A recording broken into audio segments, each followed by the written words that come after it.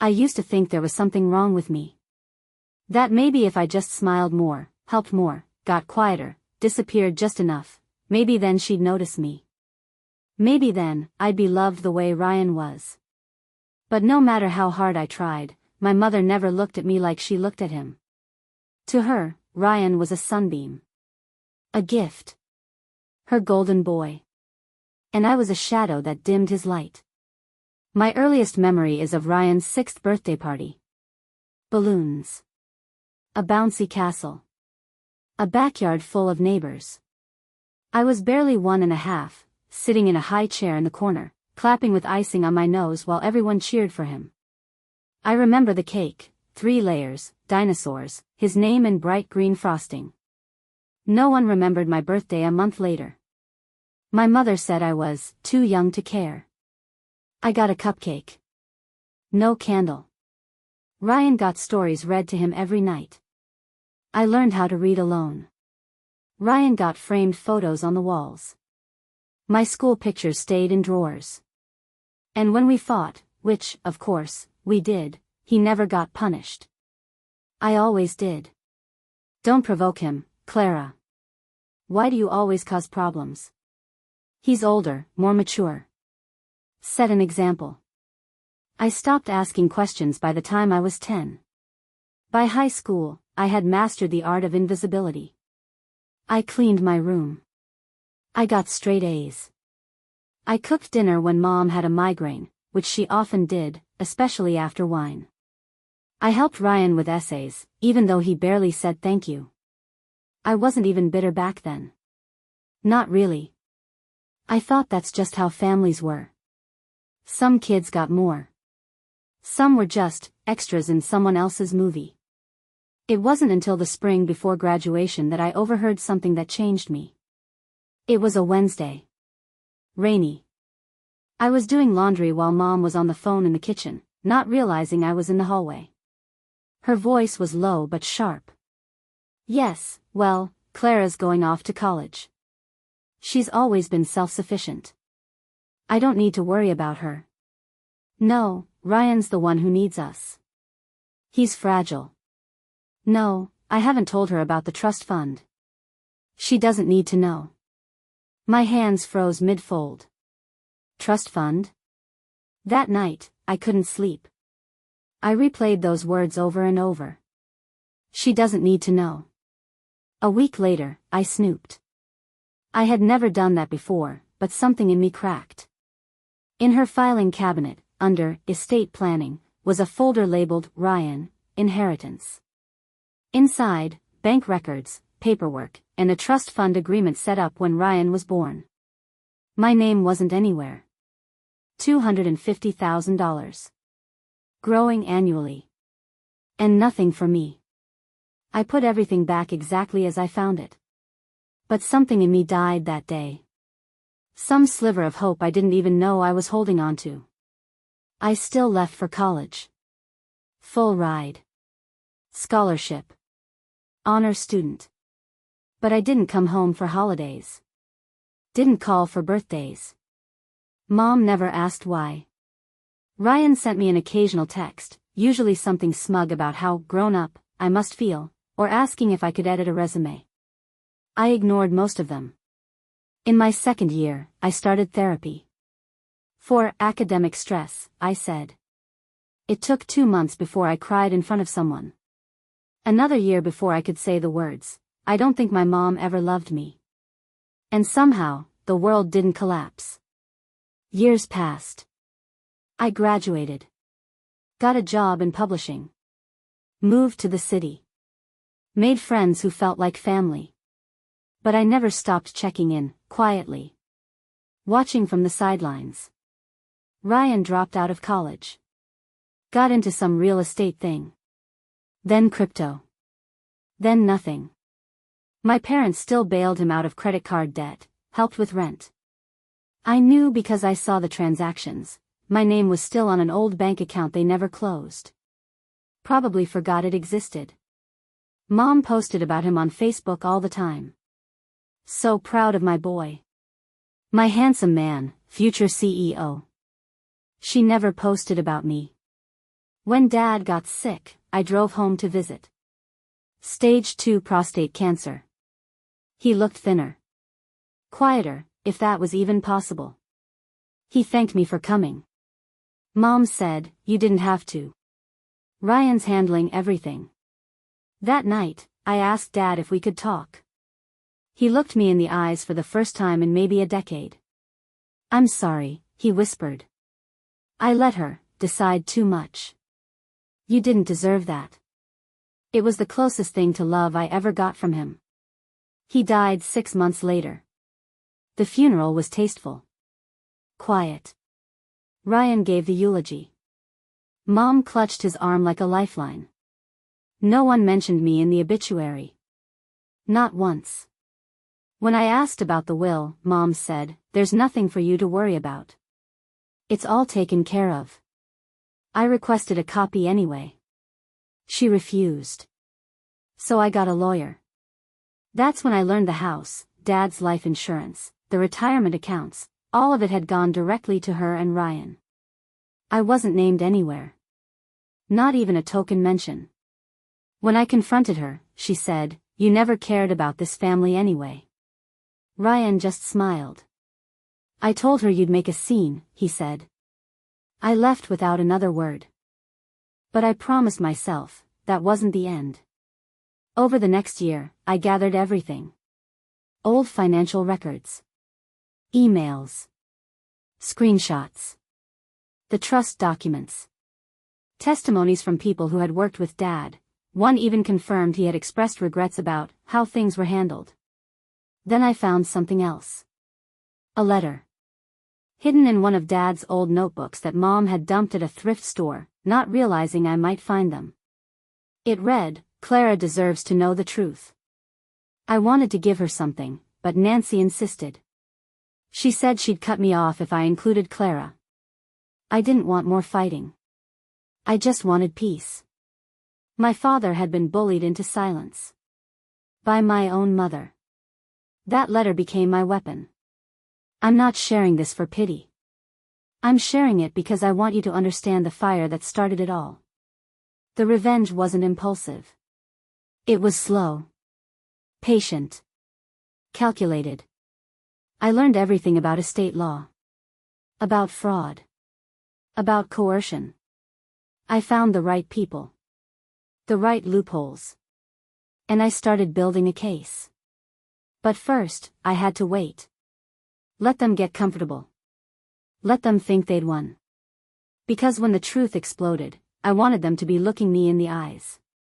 There's something poetic about being underestimated. It gives you room to move.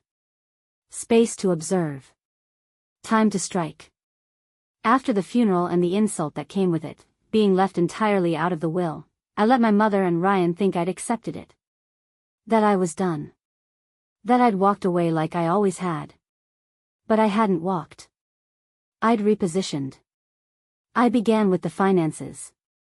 My father had been a meticulous man, quiet, yes, but methodical. I knew there had to be a paper trail. Mom had always called it his OCD, complaining about the folders and spreadsheets that cluttered the dining room table every tax season. So I went back to the town I grew up in. Quietly. No phone calls. No announcements. I walked into the county records office and filed a public request for any property transfers in my father's name over the last 20 years. There it was. A transfer dated 2 years before his death, the family house signed over jointly to Mom and Ryan. No sale price listed. A gift. Convenient. But it wasn't just the house. There were land investments. A rental property I hadn't even known about. A set of stocks quietly liquidated months before his death. Every asset that could have had my name on it had been moved, reassigned, or erased with perfect timing. If you looked quickly, it all seemed legal. Just a parent preparing for death. But I knew my father. He never moved quickly. Never made rash decisions. And he didn't trust Ryan with money. That was something he had actually said once, under his breath, but I remembered. So who had done all this? Who had guided his hand? Or maybe, forced it. I hired someone. A woman named Lana, a forensic accountant who specialized in shady inheritance maneuvering, as she put it.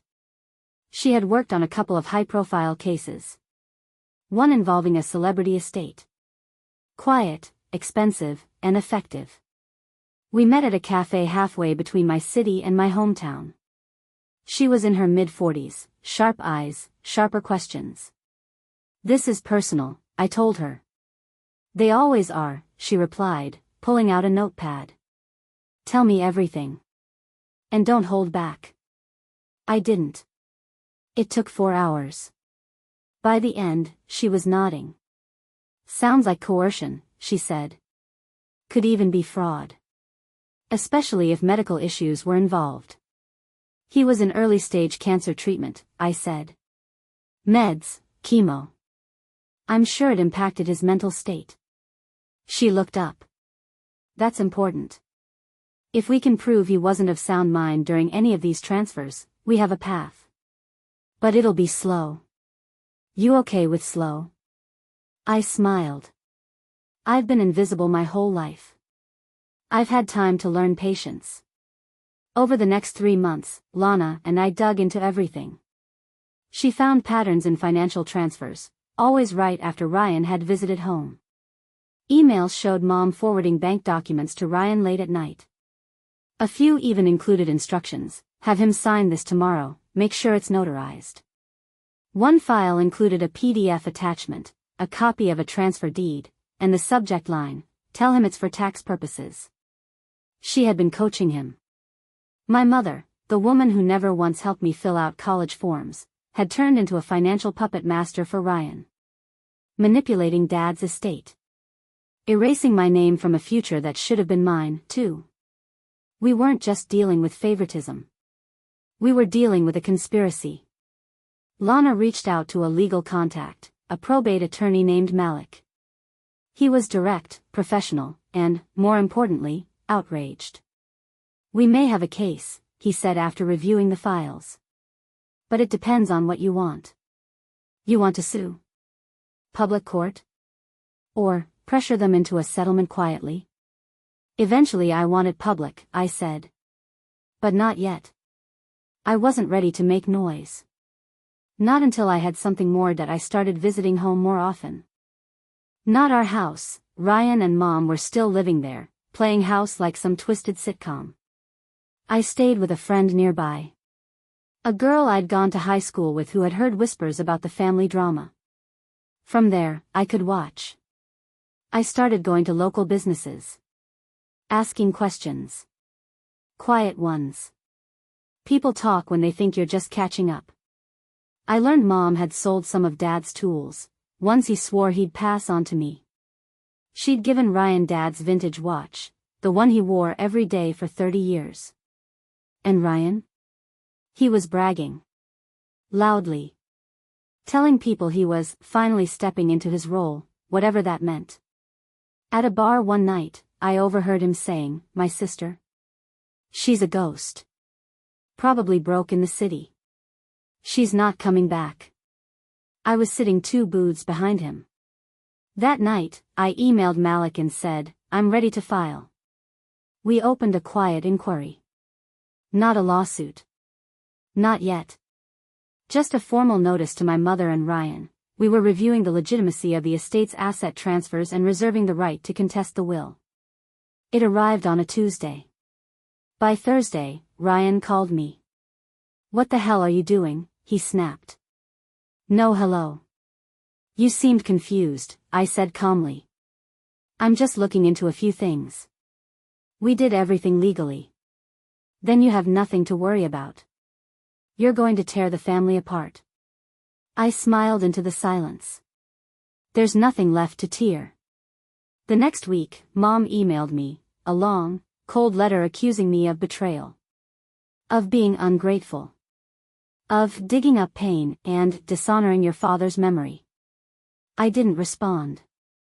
Malik did.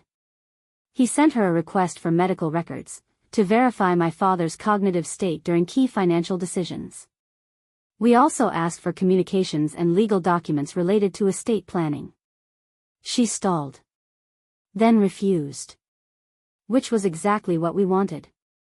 Because now, she was obstructing. And that opened a new legal door.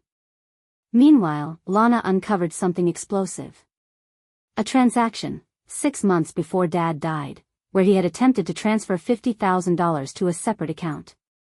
It was flagged and reversed due to authorization mismatch. The account was mine. He had tried to send me money. Without anyone knowing. And someone, likely Mom or Ryan, had blocked it. He'd tried. And they'd stopped him. I cried for a long time that night. Not just for what was stolen. But for what could have been. Malik said we were nearly ready. We have intent, interference, obstruction, and medical doubt, he said. We can file a full contest. It'll go to court. Might get ugly. Good, I said. Let them squirm. Then I made one more move. I bought a small ad in the town newspaper, just a single line, under notices, in loving memory of a father whose silence cost more than he ever knew. Justice is coming. The next day, Ryan called again.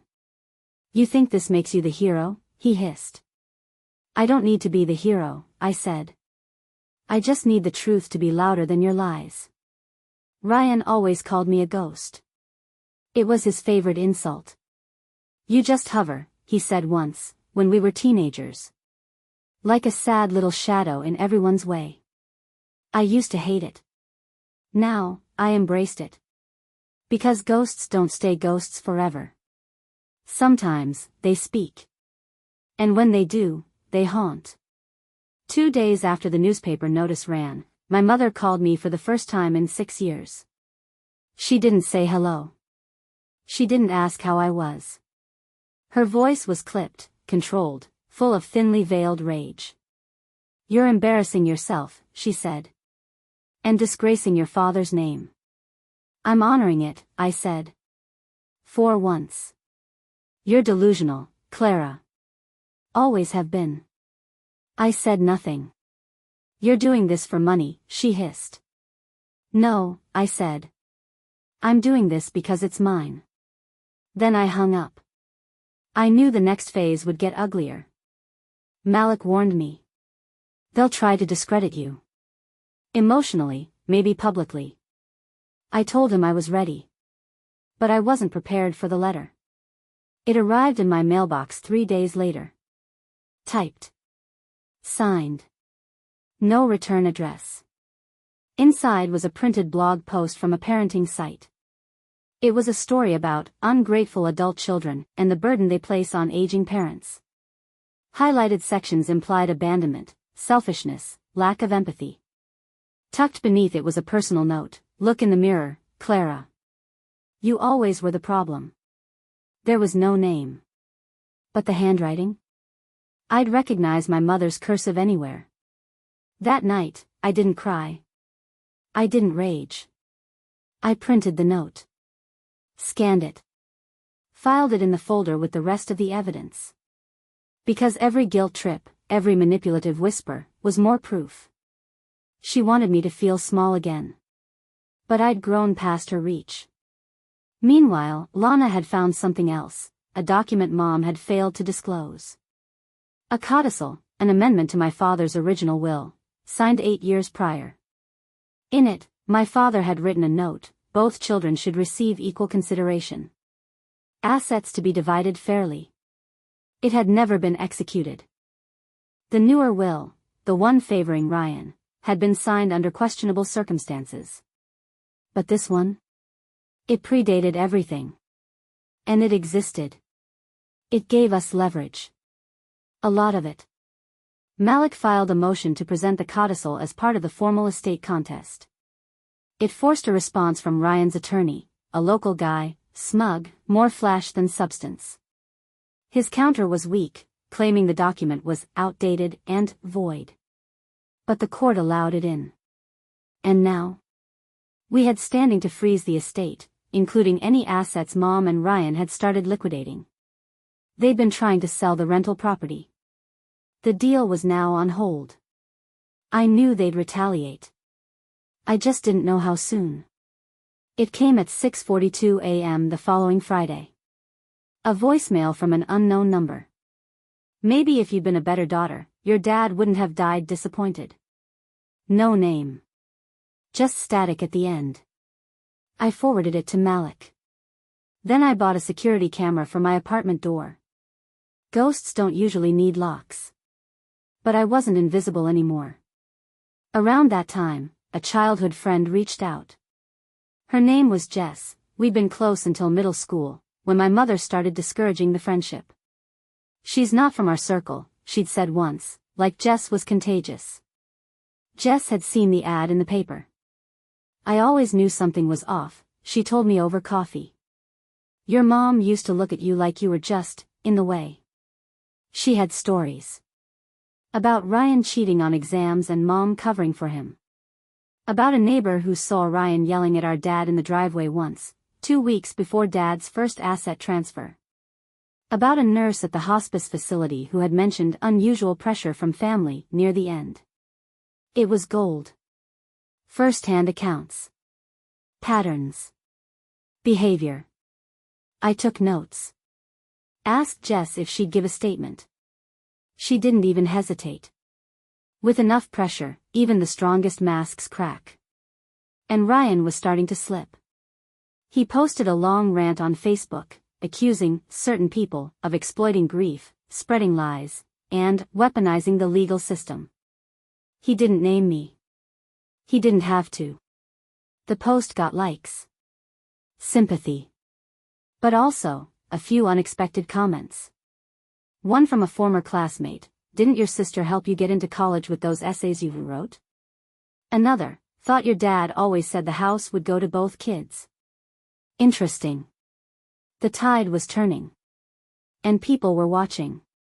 Malik filed for a preliminary hearing.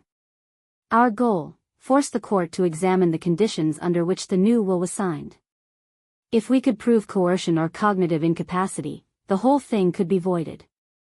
But before the hearing could be scheduled, something happened that shifted everything. Lana got a call from someone we hadn't expected, my father's former accountant. He'd retired 2 years before Dad died. But he still remembered the day my father came in with a file labeled inheritance. He looked nervous, the accountant said. Said he wanted to make changes, but his wife didn't agree. Asked if he could set up a private fund for Clara. I gave him the info, but I never saw him again. I asked if he'd testify. He said yes. I sat in my apartment that night, alone, and stared at the stack of documents on my kitchen table. Statements. Letters. Voicemails. Photos. It looked like a case file. But to me, it was a memory vault. Evidence of a life where I had always been background noise. Until now. For the first time in decades, I felt seen. A week before the hearing, Ryan tried one last time. He asked to meet for coffee. I agreed, in public, broad daylight, with Malik sitting 2 tables away. Ryan looked tired. Pale. Angry. Why are you doing this? He asked. We were fine. You had your life. I had mine. You had mine too, I said. He blinked. I don't know what Mom told you, she didn't have to, I said. I found the truth. And I'm not letting it go. He leaned forward. Dad was never going to give you anything. Then why did he try? I pulled out a copy of the blocked $50,000 transfer. Ryan went quiet. That was Mom, he said finally. I know. I stood up. You always called me a ghost, I said. Maybe I was. I leaned in, soft enough so only he could hear. But ghosts always come back to finish their story. Courtrooms don't feel like justice. They feel like waiting rooms for slow, grinding pain. Cold chairs. Harsh lighting. The hum of whispered sidebars and shuffling papers. Nobody stands up dramatically and yells, "Objection," like in the movies. It's quiet. Clinical. Heavy. But I wasn't there for drama. I was there for truth. And truth doesn't need to shout. It just has to stand up.